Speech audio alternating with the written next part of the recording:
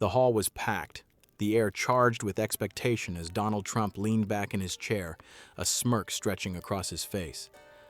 Barack Obama was delivering his remarks with his usual calm cadence when suddenly Trump burst out laughing. The sound was sharp, deliberate, meant to cut through the seriousness of the moment.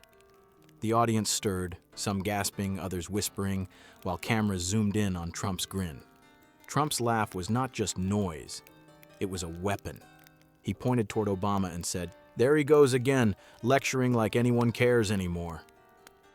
The jab landed with the blunt force of mockery, echoing through the room. For a moment, it seemed Trump had stolen the spotlight, bending the energy of the event to his will. Social media lit up instantly. Clips of Trump's laugh spread like wildfire across every platform, commentators already typing furious takes. Supporters praised his boldness, critics seethed at the disrespect. The clash was alive in real time, a theater of dominance where Trump had made the first move. But Obama stood still, eyes steady, refusing to rush his reply. The silence hung heavy, the crowd waiting, tension tightening with every second. And then, with flawless timing, Obama leaned toward the microphone and delivered one line, one savage line, that turned the entire night upside down. The setting was no ordinary gathering. It was a televised forum that had drawn leaders, journalists, and an audience packed with activists and voters eager to witness sparks fly between two of the most polarizing figures in modern American history. Every camera lens was focused on the stage, every microphone tuned to capture the smallest inflection, the slightest slip.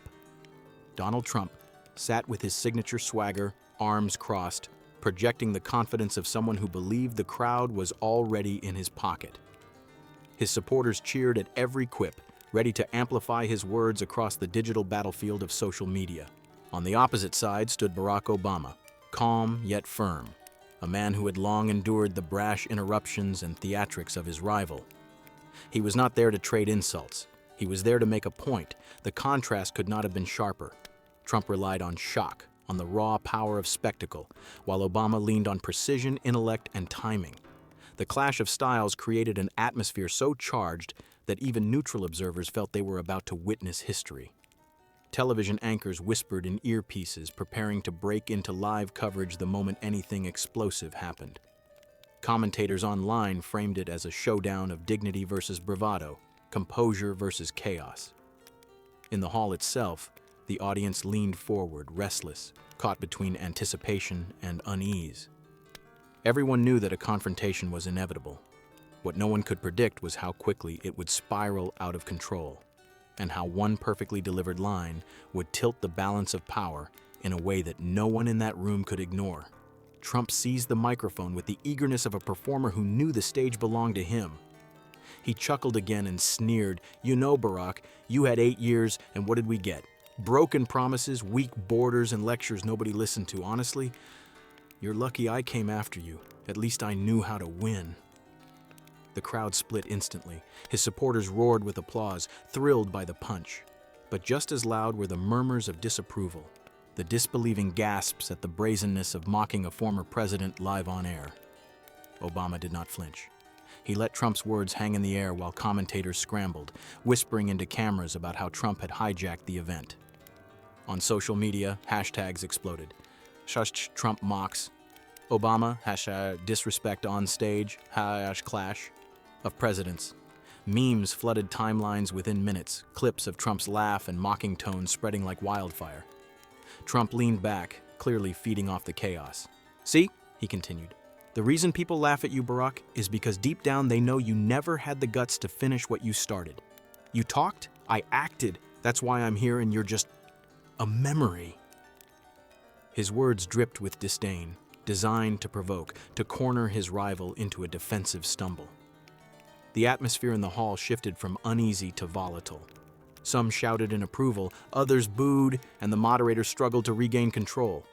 Yet through it all, Obama remained composed, his silence like a counterweight to the storm of Trump's words. The longer he waited, the more the room seemed to tilt toward him, the tension pulling everyone closer to the inevitable breaking point.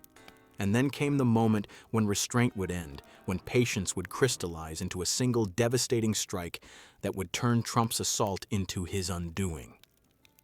The hall trembled with noise, Trump still smirking as if he had already won the exchange. Obama finally leaned toward the microphone. His voice was steady, calm, and surgical. He said, "Donald, the difference between us is simple. When I spoke, the world listened. When you speak, the world laughs." The words sliced through the chaos like a blade. The audience froze for a heartbeat, stunned into silence before erupting into a thunder of applause and gasps. The sound was overwhelming. Cheers, clapping, even laughter that now turned against Trump. For the first time in the evening, the former president's grin faltered. Commentators' jaws dropped. On live television, pundits scrambled to interpret what had just happened. Social media went into meltdown. The line was clipped, captioned, shared, and memed in seconds. #Obama line, #world listens, world laughs, Trump shattered. Trump tried to interject, raising his voice, but the timing had been stolen from him. Every attempt to recover sounded forced, defensive, desperate. The crowd no longer responded with the same enthusiasm. The moment belonged entirely to Obama. In that single sentence, Obama had reframed the entire confrontation. What had been a spectacle of mockery was transformed into a lesson in dignity, wit, and precision. The savage line struck with the kind of clarity that no counterattack could erase. The hall, once divided, leaned toward Obama, their reaction a wave that swept over Trump's bravado. For the first time, it seemed that silence and timing, not noise and mockery, had claimed the crown of the night. As the echoes of applause faded, Obama steadied himself at the podium and continued. His tone carried no anger, no raised voice, only conviction. "This country doesn't need laughter at its problems," he said. "It needs leadership that can face them with honesty, courage, and respect." The hall erupted again, the words landing like a gavel closing an argument. Trump shifted uneasily in his chair, visibly frustrated that the tide had turned. His attempts to cut in were drowned out by the cheers that refused to subside. The energy in the room no longer belonged to him. Commentators whispered that the unshakable Trump had, for the first time, been cornered by nothing more than a sentence. Within minutes, headlines flashed across every network. Obama shatters Trump with one savage line. Social media was ablaze, hashtags trending worldwide. Memes spread relentlessly, showing Trump's stunned expression side by side with Obama's calm delivery. For supporters of Obama, it was vindication. For Trump's base, it was a bitter pill, a rare moment when their champion's showmanship had been eclipsed. The aftermath stretched far beyond the hall. Talk shows replayed the moment on loop. Analysts dissected every syllable, and ordinary Americans debated what it meant for the future of politics. Some called it a reminder that words still matter, that timing and truth can dismantle bluster. Others argued it was proof that the rivalry between these two men symbolized the larger divide in the nation itself. As the cameras cut away, Obama's closing words lingered.